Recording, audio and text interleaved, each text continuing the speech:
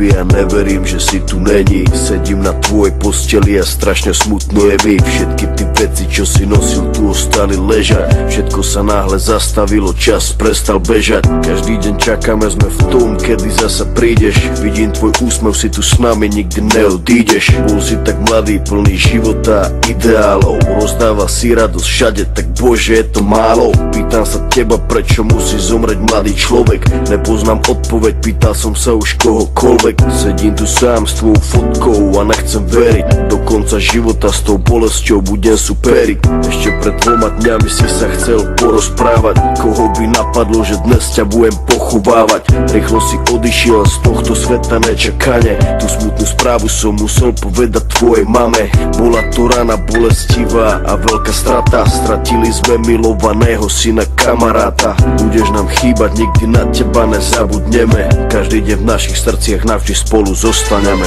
Odišiel mladý človek, prečo to tak musí byť? Mal všetko pred sebou a chcel ešte ďalej žiť. Chcel byť tu medzi nami, užívať si tento svet. Vyhasol mladý život, zrazu je to všetko preč.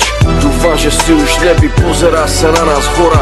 Navždy ťa milujeme, odkazujeme ti z dola. Budeš žiť v našich srdciach dovtedy, kým tu budeme. Počkaj tam na nás hore, určite sa raz stretneme.